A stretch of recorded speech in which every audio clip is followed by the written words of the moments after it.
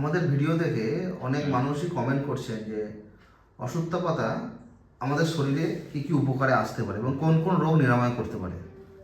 এই অশ্বত্থ পাতা, এটাকেও পিপিল পাতা বলা হয় এবং এই পাতা হিন্দু ধর্মের পুজোও করা হয় অশ্বত্থ পাতাকে।